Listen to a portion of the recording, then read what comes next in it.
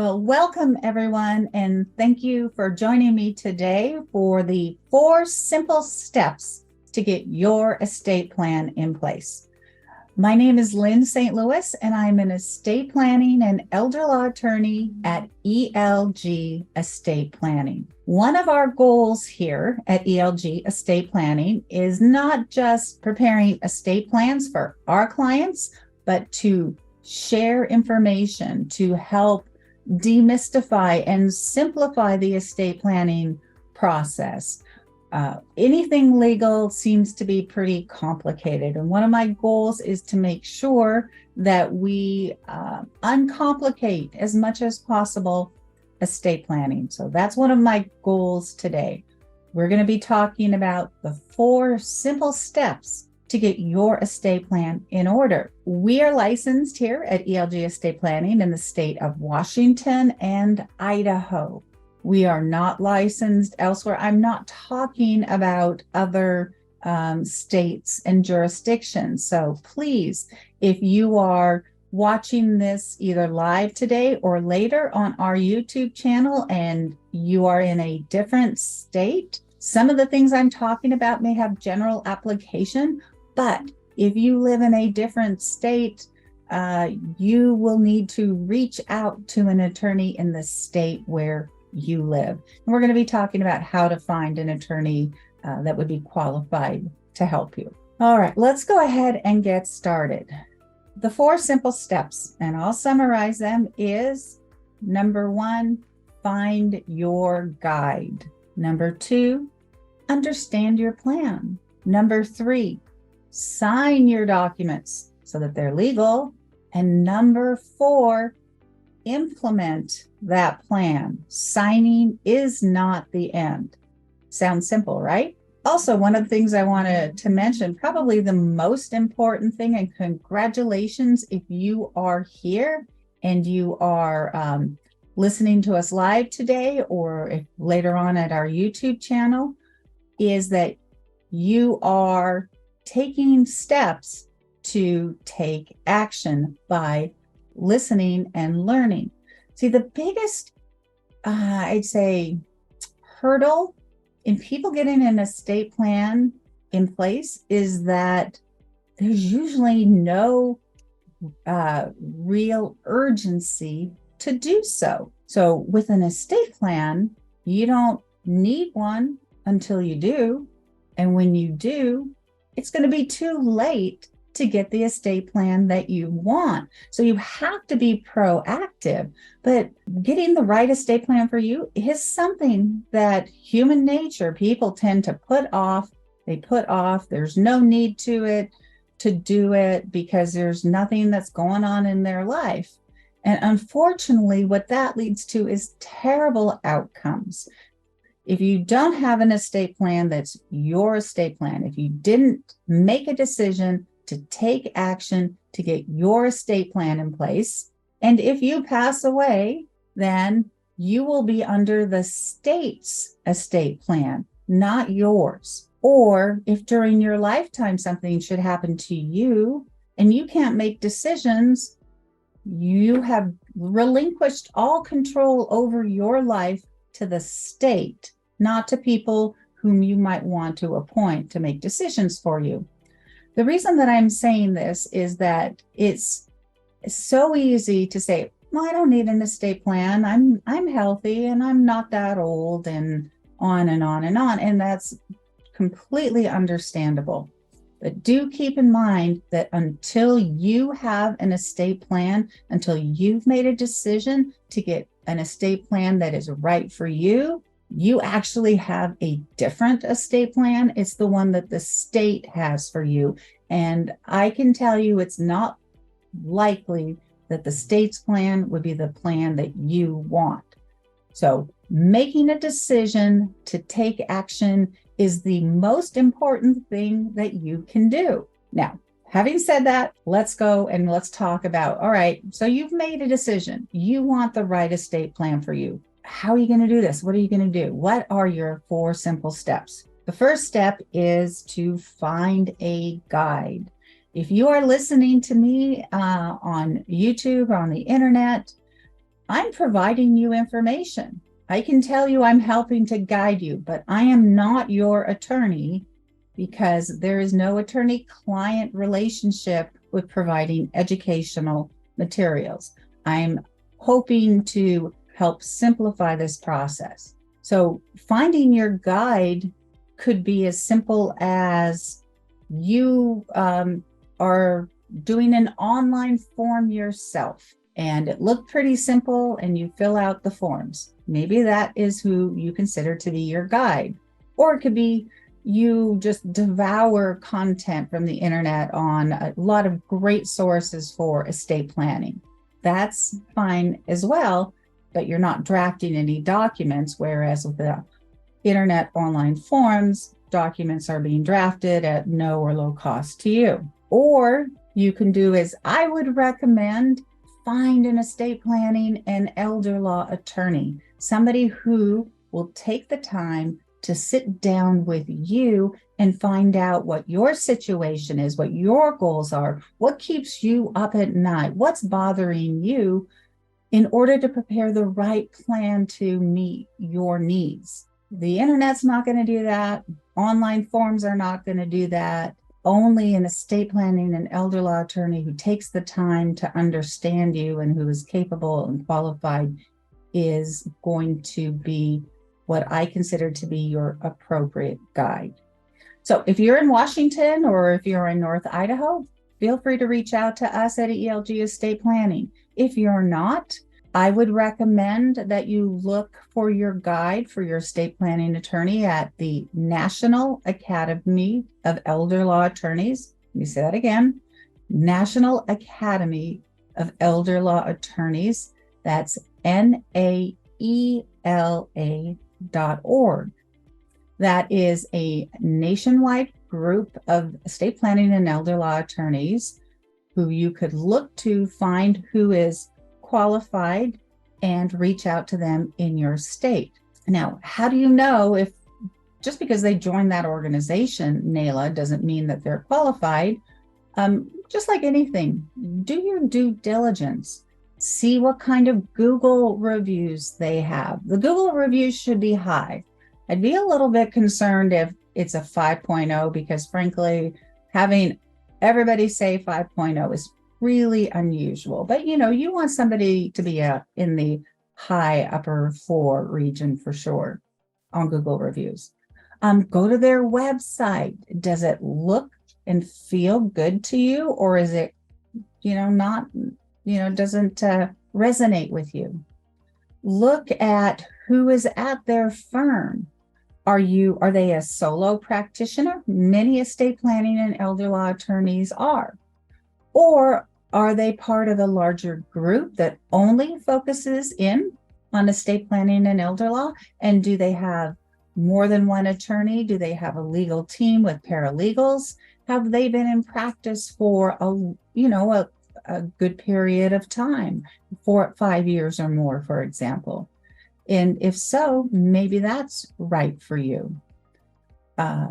I definitely, as an estate planning and elder law attorney, recommend that you go to a specialist. I am not a fan of, going to somebody who is a general practitioner.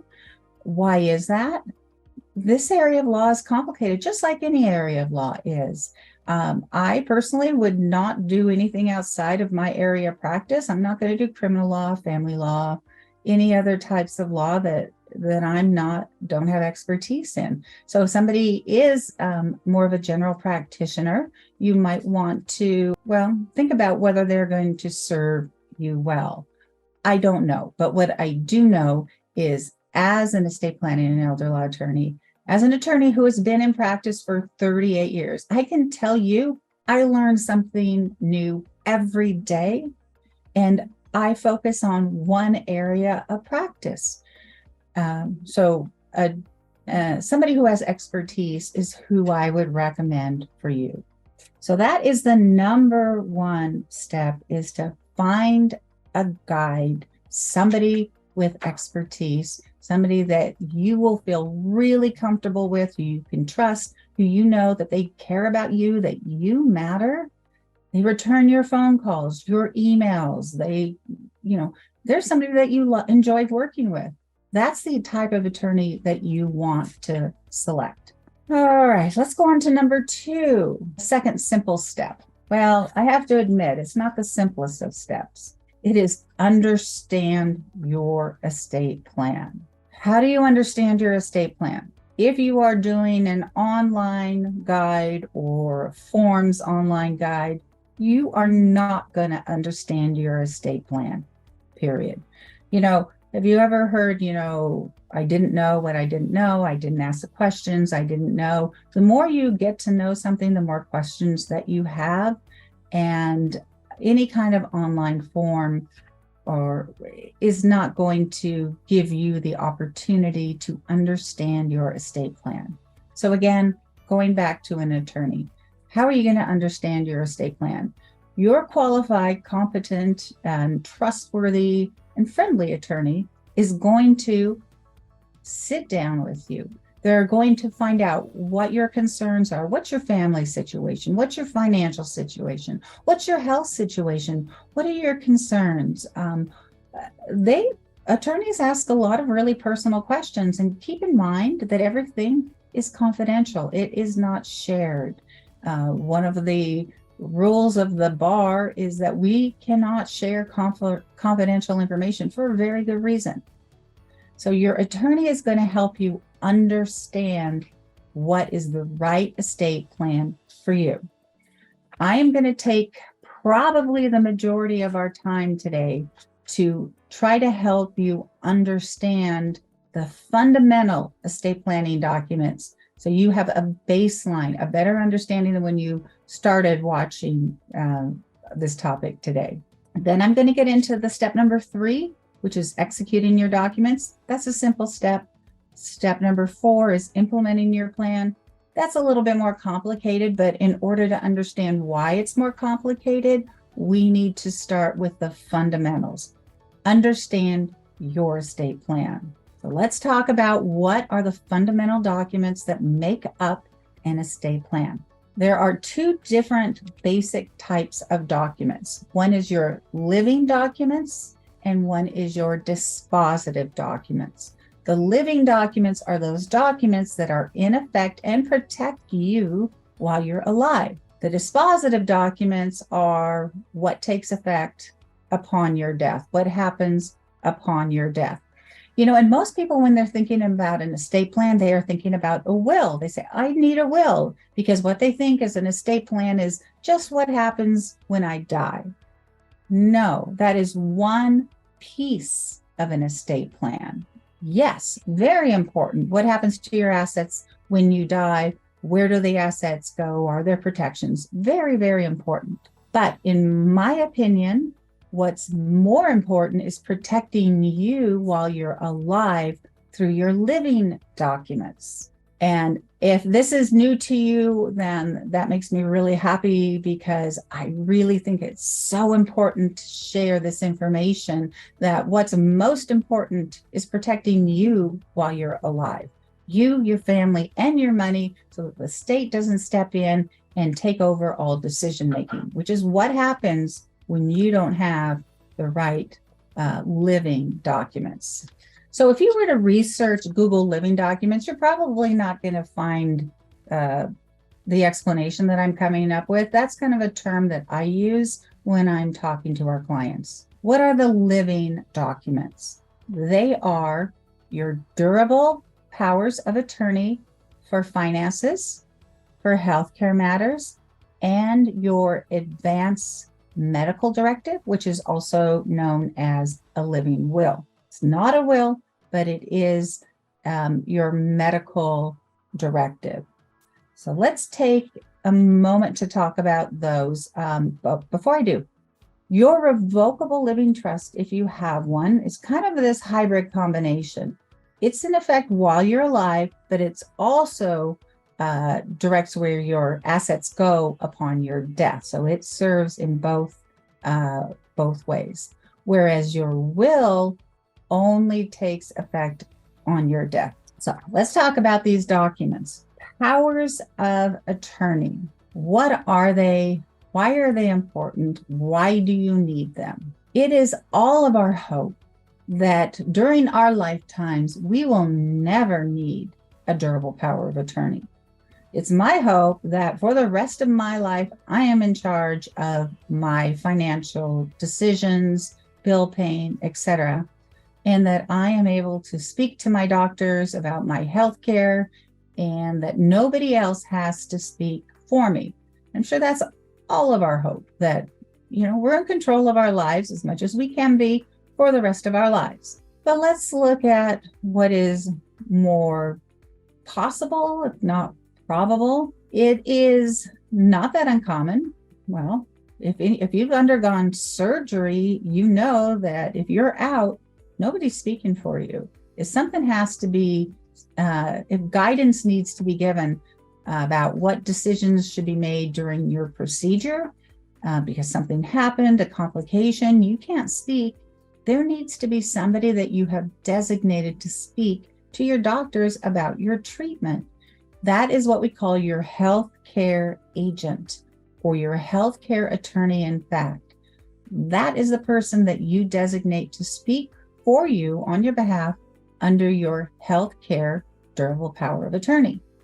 Now, if you've gone to the hospital for surgery, the hospital actually even gives you sometimes a one-page form that they want you to fill out because they know they need somebody to talk to if they can't talk with you. That healthcare power of attorney that the hospital provides for you is not a substitute for a well thought out power of attorney for your estate plan. It is intended for the convenience of the hospital. I'm not saying it's a bad idea. It's a good idea if you don't have one, but you should have a better power of attorney form than that one pager or two pager that the hospital gives you. But that's the reason that they give it to you, is that they want to be prepared to speak to somebody if they can't talk to you. So most of us have had some experience with, surgeries or with medical procedures where we're out and the healthcare provider needs to speak to somebody whom we designate to be our voice. Less common, but still it happens, it still happens, is what if somebody needs to take over for you for your finances? And you're going, why would somebody need to take over for my finances? That doesn't make sense. Well, the reason is that maybe you've been in some accident with a long-term incapacity, or maybe a stroke, maybe dementia, Alzheimer's, something that's not going to remedy itself and it's going to get progressively worse and worse. You're going to want to have in place before such event occurs, before you lose capacity, your durable power of attorney for financial matters. You want to designate someone who will speak for you with regard to your financial matters, who can pay your bills, who, if necessary, can sell your house if it has to be sold. Whatever you would do, you want to give authority to somebody else whom you trust to take actions on your behalf.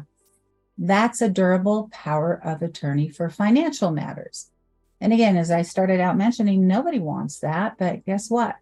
It happens more and more as people age, especially with cognitive decline. It's very important to have that durable power of attorney for finances. What happens if you didn't take any action, you didn't get your durable powers of attorney in place, and you have lost capacity, you've lost the ability to manage your own affairs?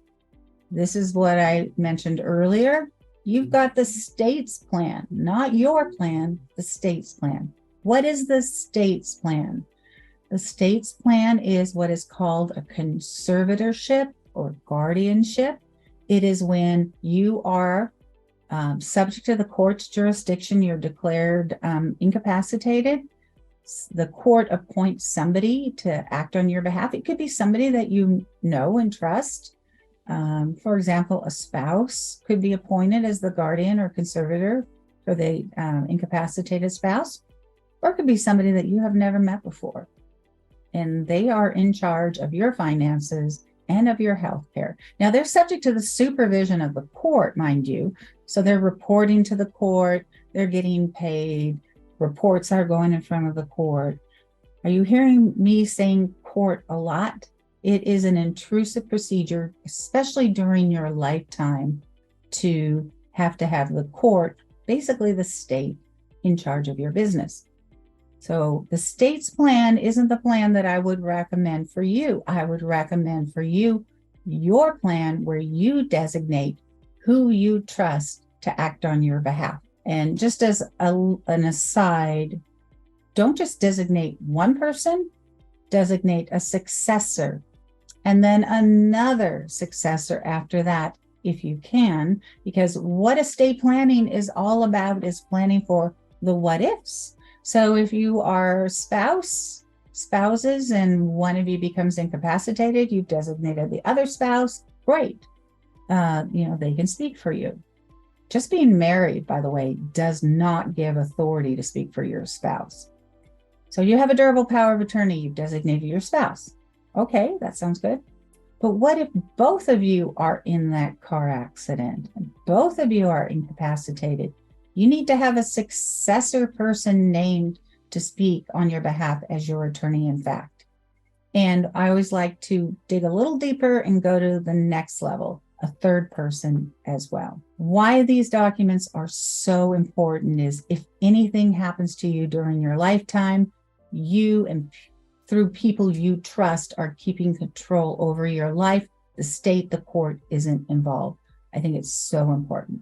The other living document that I want to talk about is specifically related to healthcare. It is your advance directive, your medical directive, healthcare directive, living will. Every state has a different way that they say it, but basically what it is, it's that document that you sign while you are able, and you say, if I'm at end of life, if the doctors have put in writing that I'm in a permanent vegetative condition or I have a terminal condition and medical treatment is not going to make me better, what kind of medical interventions do I want? Do I want all sorts of interventions, kept on breathing tubes, machinery, feeding tubes, even though I'm not going to get better? Or would I prefer to have any type of treatment like that withdrawn, just give me comfort measures and allow me to pass peacefully? And you might think, well, I don't really need that. Everybody in my family knows what my preference is. I've already stated that. I want you to think back to the Terry Schiavo case out of Florida, a few years back now, where she was a young woman. Her husband believed she wanted one thing. Her parents believed she wanted another thing. And this whole drama played its way out, not only in the media, but through the Florida legislature, through the courts. It was, why do we even know the name of this woman who suffered issues? Because she didn't have an advance directive and she didn't have a durable power of attorney for healthcare. Had she had that, there wouldn't have been any of this media attention to her. Why didn't she have it? Well, I think one of the most, very common that people in their 20s have no estate planning documents. People in their 30s, maybe they have some. Maybe they just have a will because they have minor kids and they, wanted to get something really inexpensive and they did it online, or they didn't take the time to find an attorney, invest in the attorney, and get a really good plan. I find that as people age through decades, they're more likely to get better plans and better plans and better plans. So someone who is in their younger decades might not really think that they need anything, yet we've seen that sometimes it's really important. So the durable powers of attorney for healthcare, for finances, the healthcare directive, those are the fundamental living documents everybody needs if you're an adult. I'm going to transition now to help you understand, what about the documents when I died? A will, a revocable living trust. How does that work? Well, let's start with a will. And I can tell you most everybody who says, I want a simple will. And whether or not a simple will is right for them, what they're saying is, I just want to understand my estate plan. I don't want things to be terribly complicated. So, what is a will? A will is a legal document that you sign while you can, while you have capacity, while you're alive, and it says where your assets go when you die. Pretty simple, right? A will has the ability to do a whole lot of things to benefit your estate, your family, your beneficiaries. I'll talk about that shortly. But I wanted you to understand that a will has no effect until you die. A will typically means that there is going to be a probate. And depending on where you reside, you might hear the words probate and go, oh no, terrible. That's a bad idea. Depends on where you live, if it's a good or bad idea. Depends upon your situation. In Washington, it might be a really good idea that on your death, your will is probated. We'll talk about that. If you live in another jurisdiction, it might be a terrible idea. If you live in California, for example, estate plans are typically set up not based upon a will platform, but based on a revocable living trust type platform. Because probates in some states are very expensive. They're not based on how much effort and time the lawyers needed to spend on filing the will, getting the executor appointed, paying any creditors, gathering the assets, and distributing it out. That's what a probate is.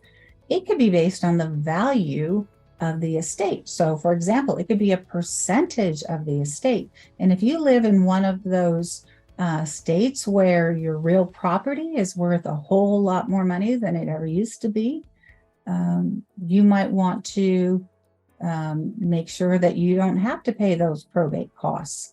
So instead of having a will-based dispositive estate planning type plan, instead you're going to have a revocable living trust plan. Why revocable living trusts are so attractive is that they are intended to avoid probate on your death. So let's talk about what a revocable living trust is. It's an estate planning document you sign during your lifetime. And like most revocable living trusts, if you create it, you are the grantor, also called a trustor. You are the trustee, meaning you're the one who is in charge of managing the trust and its assets. And you are also the beneficiary of the assets. So you are everything. You get to do everything. It's like you didn't even create a trust, but yet you do have a trust. So this doesn't make sense. A revocable living trust uses your own Social Security number for its tax ID number. You don't have to file a separate tax return. So again, this kind of leads to some confusion. How do I operate this trust? And that's where people run into troubles, especially if they try to do this on their own. In order for a trust to be effective, a revocable living trust, you need to fund it. How do you fund a revocable living trust? Well, if you have a bank account, you need to retitle it from your name into your name as trustee of this trust.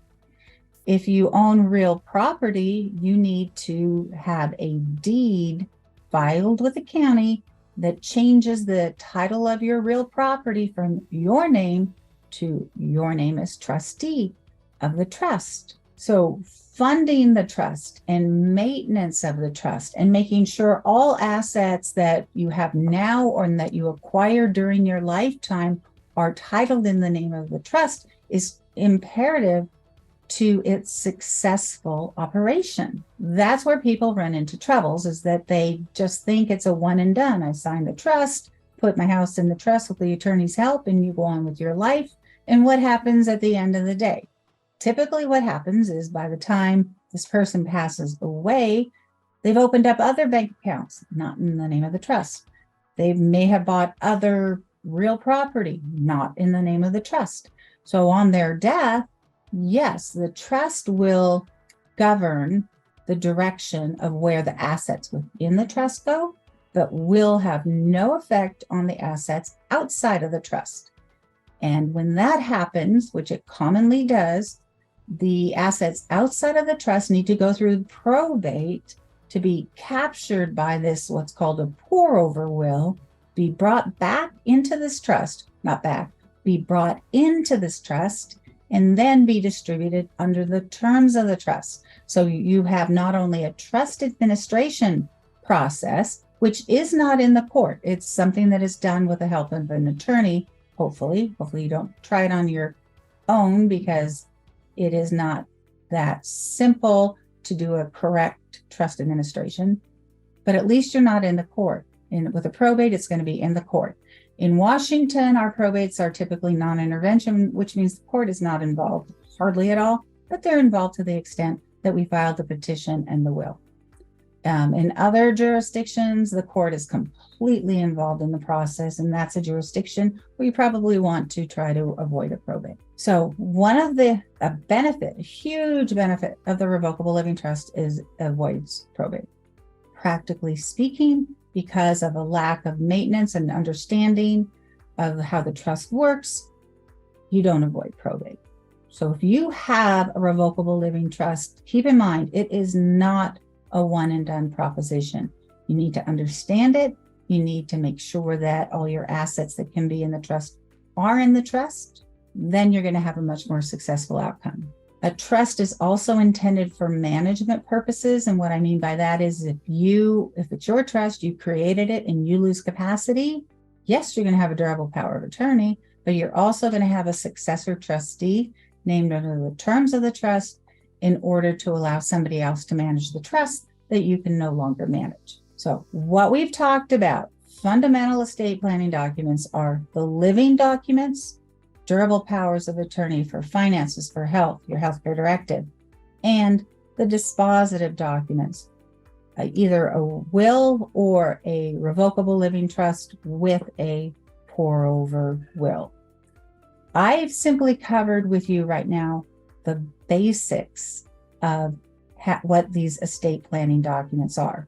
We're going to talk more, get in a little bit more detail about what aspects of planning that you might want to include in your estate plan, but we have covered the basic estate planning fundamental documents. So let's get into a little bit more detail before we talk about steps 3 and 4. The detail that I want to share with you is when I was talking about revocable living trusts, for example, I want you to be aware, at least in the state of Washington, that if somebody tells you that that protects your assets from creditors, that's not true. Remember, it's your tax ID number, it's your assets, you're in charge. There's no creditor protection in a revocable living trust. Perhaps if somebody said that there's creditor protection, they were talking about a whole different kind of trust. Maybe a trust that's created by your will after your death. That's called a testamentary trust.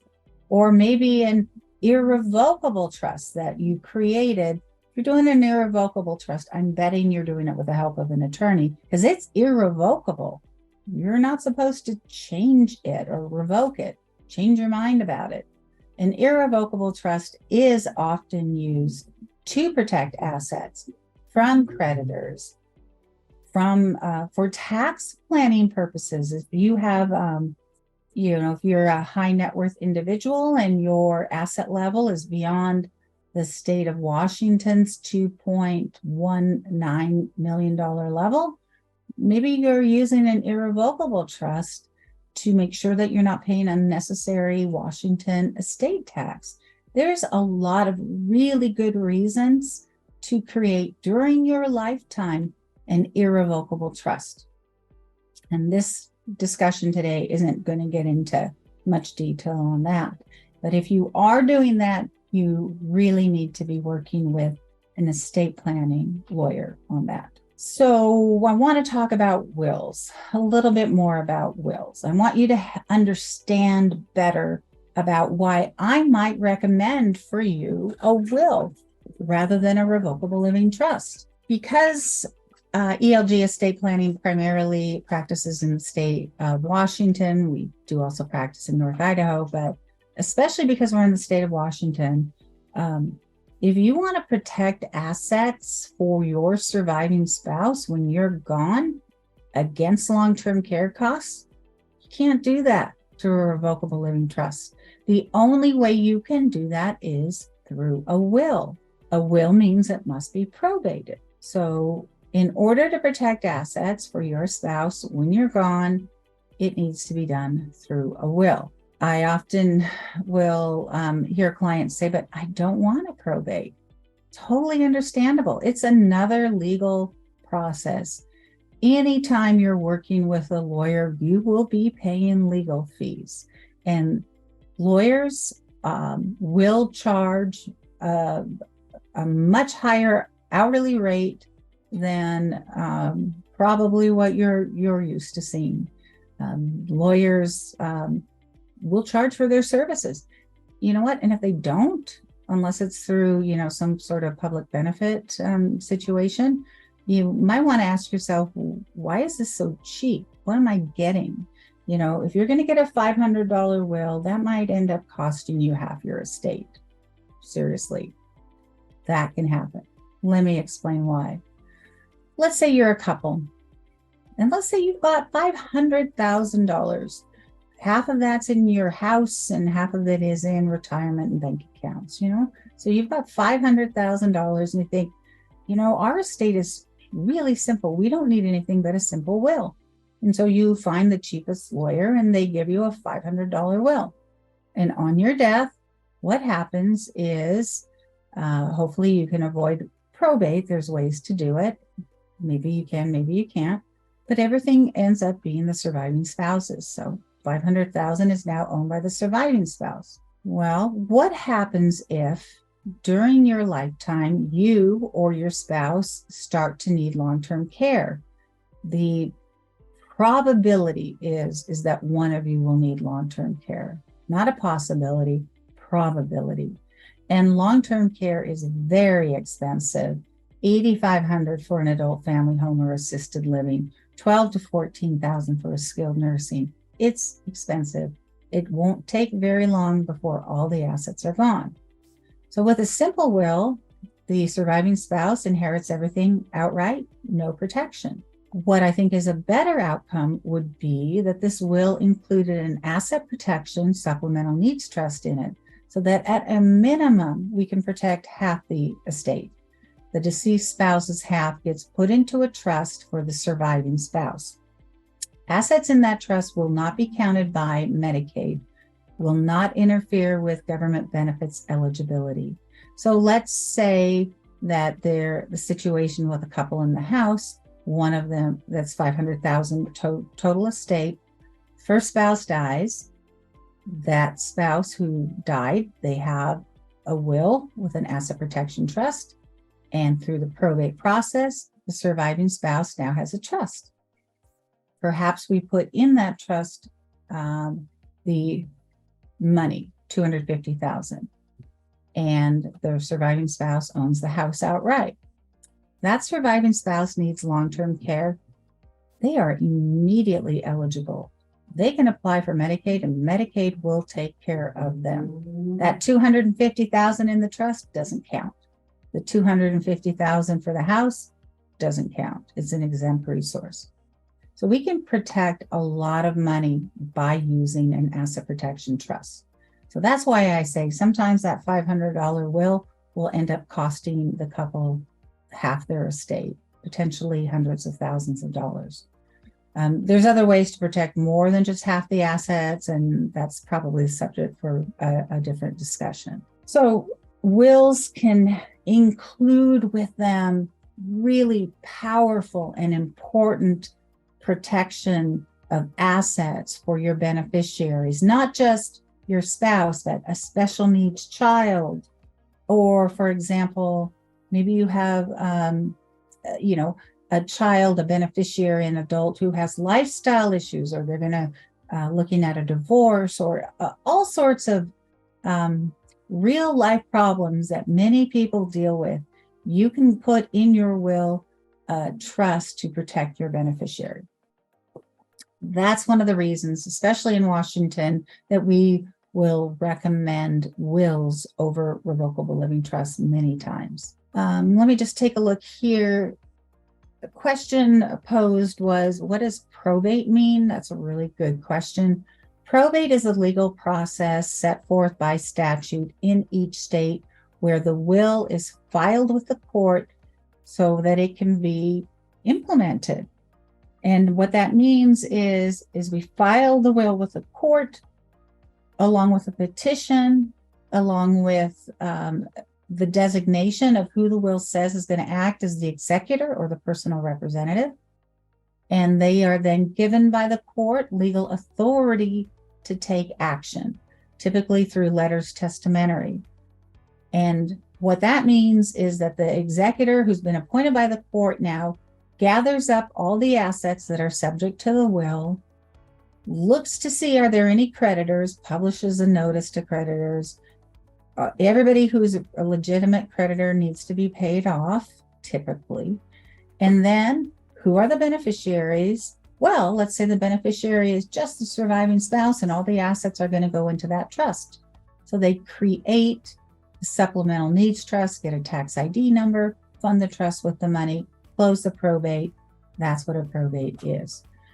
The reason that probate gets such a bad name is when you hear about probates, it's because a person didn't have a will or there's lots of money involved and there's claims of undue influence and, that makes the media. But typically probates are pretty straightforward and methodical and not terribly complicated from a legal perspective. From a lay person, it would be difficult to do it on your own. So there typically are fees that you'll need to pay to the lawyer. Is it only the surviving spouse who could have access to the assets in the supplemental needs trust? Typically that's yes. If we have a couple and the surviving, they're usually concerned about providing for each other. So we usually say in what they want is, on my death, I want everything to benefit my spouse, but I want it to be protected. So they're going to be the sole lifetime beneficiary of the supplemental needs trust. And then when the surviving spouse dies, it'll go down to the kids, for example. That isn't a hard and fast rule, though. We've had situations where we want to provide for the surviving spouse, but they also have a special needs child, adult child who lives with them. So what we'll do is we'll say that the beneficiaries of the supplemental needs trust are the surviving spouse and this special needs child. So that works out quite well if that's the family's situation. Okay, so I think there's more questions, but I want to make sure that I get through these final steps. And one of the reasons that I took time to talk about wills and asset protection is to help you understand why you might want to have a will versus a revocable living trust. And your situation is going to be unique to you. In order to know what is best for you, talk to your estate planning and elder law attorney. Now that you understand your estate plan, what are the next steps? The third simple step is execute your documents. This might seem common sense, and it is, that until you actually sign your documents, even though you've been talking about them, you've seen them in draft form, etc., until you sign them, they have no effect. It's important that you sign them correctly. In Washington, we are very strict about certain formalities, about the will signing, about your powers of attorney. Washington, for example, doesn't honor a handwritten will if it was created in Washington. And there are formalities, and the reason for that is to protect your estate, to protect those people who would inherit from you. I mean, you can imagine if you can just handwrite a will on the napkin and not have it witnessed. Is that a really good idea? In Washington, we think it's not. So sign the will, sign the powers of attorney. Until you do that, they are not valid. They have no effect. So that's step number 3. Execute your documents so that they're legal. The fourth simple step is implement your estate plan. And you might say, what do you mean implement your estate plan? I hired a lawyer, we prepared a plan, I understand it, I signed it, I'm done, right? No, you are not done yet, because there are many assets that are not governed by your will or by your trust, your revocable living trust. So think about your 401k or your IRA or your life insurance policy. If you think about those, and those could be very large assets, they can make up a big part of your estate. They will pay on death according to who you put down on the beneficiary designation. The beneficiary designation says where the asset goes upon your death. So you need to make sure your beneficiary designation is correct. The lawyer typically does not do that. Your will does not govern that. So let's say you are a couple and you agree that you want to protect assets for each other on the first death. And so your will creates this asset protection supplemental needs trust. And one of your biggest assets is your IRA or your 401k. You'll need to change your beneficiary designation. The current one probably says it pays outright to my spouse. You don't want it to pay outright to the spouse. You want that asset to pay to the supplemental needs trust created by your will. You have to make that change. If you don't make that change, nothing has changed, and the asset won't pay to the trust. Instead, it will pay outright to the spouse. So that's just one example of what do you need to do to implement your estate plan. A lot of people think that the will covers everything. It does not. It only covers what we call probate assets. An IRA or 401k is not a probate asset. How about bank accounts? You might have bank accounts and they can either be probate or non-probate. If they're probate assets, you're the owner of them, and it doesn't say where it goes on your death. That's a probate asset. It goes under your will. What if instead you said, I want this bank account to pay not like what I said under my will, but I want it to go to my favored child? Then you'll do a pay on death designation, says it pays on my death to my child. Or what if you have, you're a couple again, and maybe the two of you just thought, oh, it'd be a good idea to put, one of our kids on our bank account. And it's going to be held joint tenants with right of survivorship. What that means is the last person who is standing, the last person to survive, gets the entire account. And you might have done this for convenience purposes so that your child could write checks, which is not the way to give authority to your kid to write checks. Durable power of attorney and going to the bank is. If you put your kid on the bank account, joint tenant with right of survivorship, they get the bank account when you die. And you might not have intended that. You might have wanted to go to your equally among your kids, but you didn't set it up that way. And now you're relying on your child, who's the owner, joint owner of the account on your death, to divide it with their siblings, which they may or may not do. And if they don't do it and the siblings want to force the issue, then it gets into litigation. Anytime you hear the word litigation, think money. There's going to be money paid out for legal fees. So implementing your estate plan is making sure those assets that pay by way of beneficiary designation are correctly set up, that you don't hold as joint owners certain assets that shouldn't be jointly held, that should go under your will. Other things to implement your plan is to make sure you have all these great new estate planning documents. What are you supposed to do with them? Number one, you keep them in a safe place. Number two, you distribute them to the appropriate people. Your durable power for healthcare should be given to your healthcare agent, and a copy should go to your primary physician. Your durable power of attorney for finances should go to the person that you've designated under that durable power of attorney to make financial decisions for you.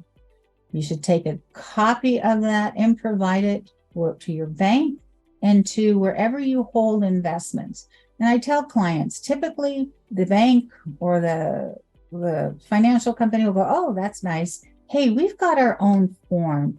Would you sign our own form? Because that makes the bank happy. It's like, go ahead, sign their own form. It does not invalidate the general durable power of attorney to be prepared for you. It just makes the bank happy or the financial institution. It makes things easier. One of the reasons that you do an estate plan is to make things easier, not just for yourself, but for others if they have to act on your behalf should you lose capacity. And that's what we're talking about. So have everything in a safe location. Tell your personal representative, your executor, where your original will is, where your original documents are. Should you provide the will to that person? It really depends on your situation. I typically tell clients that they don't have to provide the will. That might be something that they want to hold back. Maybe they want to change the will in the future. So you might not want to provide the will. Typically, we don't recommend that you file the will with the county for those same reasons. You might want to change the will at some point in time. Sometimes people are concerned that somebody might take and tear up their will and try to change their estate plan. So there are ways that you can safeguard your will. Safe deposit box, talk with your attorney about safeguarding your will. Other things about implementing your estate plan besides the legal documents is try to make sense of all your important paperwork. Have things in a sensible location. Where is your IRA? Where is your life insurance? Where's these bank statements? If you're looking at what all your assets are, try to put this in some logical place that your decision maker can find them if you're not there to guide them. Make their life easier. That definitely includes making sure that your family or whomever is going to be taking care of things after you're gone. Know what your wishes are with regard to burial or cremation or prepaid plans, that sort of thing. Sometimes people go, well, shouldn't I put it in my will? It's like, no, the will is too late. Nobody's going to be looking at your will the moment you die. You want to have it in advance, put somewhere, hey, this is where all my important papers are. They also include what my wishes are with regard to my remains, and that I prepaid for the plan or I haven't, but this is what I would like. And if you really want to go that extra step, help them with your obituary, family members, what's important to you. I know I'm going way over the top here with this planning, but those are the types of things that you can do to help out those people when you're gone. So that fourth step, implementing the plan, is probably the most overlooked step, and it's one of the most important steps, at least in terms of that gift that you're giving to your family to make things easier for them when you're gone. Let me look at a couple more questions here. We've got a little bit more time. The question is, let's say I have a savings account and I want my older son to be a beneficiary. Is the savings account better to be included in a will or a revocable living trust? It depends. Doesn't really make much difference whether the platform you have is a will or a revocable living trust. See, with any kind of bank account, you can say, I want it to pay on death to my son. There, it pays on death to my son. If you're using a will, it's not a probate asset. It doesn't go under your will. If you have a revocable living trust, it's a little bit more complicated. Is that savings account within the trust? If so, it is very inconsistent for you to say, I want it to pay on death to somebody, to my son, if what you're saying is I want it to pay to all my 3 kids. So I would not recommend that. That's going to create a lot of problems. But if that savings account is just a separate one outside of your trust, then you can have it paid to your son. This is what I'm saying, that everybody's situation and what's going to work best is really, it's really important to get the attorney who knows your situation to give you guidance. Okay, I'm going to look under questions and answers real quick. This is a good question. I kind of talked about it in implementing your plan. If you have these living documents, your durable powers of attorney, and you're in an accident, how do people know where to find them? Well, you did the implementation step, which means you gave a copy of your powers of attorney to that first nominated decision maker. You gave your healthcare power of attorney to your primary physician, and also primary physician will get your advance directive. So how you make sure that those decision makers know where to find documents is you tell them and you give them copies. Does the attorney who writes the documents who will be in charge of managing after one's death? Hold on, I don't think I read that right. I think I understand the question. The attorney who drafts the documents typically doesn't have any decision-making role on your estate planning documents. We draft the documents and then you designate who will be in charge, typically a family member if you have somebody, or it could be a professional fiduciary.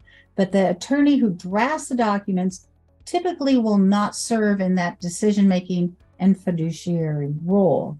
That's wearing too many hats, in my opinion. We at ELG Estate Planning do not do that. There are situations, and I have heard of attorneys who will say, okay, I'll serve as the executor. I can't really speak to that. I know that we don't do that here at ELG Estate Planning. However, what we do provide to our clients is not just preparing their estate plan, but making sure that it will be carried out. How do we do that? We not only advise the clients about the implementation stage, but we tell our clients, if you or a family member has questions, please come back to us. And we will help guide that decision maker as to what is the appropriate action. Or upon a death, we are here to help that executor and that personal representative carry out the estate plan. So we will remain available to assist, to be the attorney, to make sure your plan is carried out.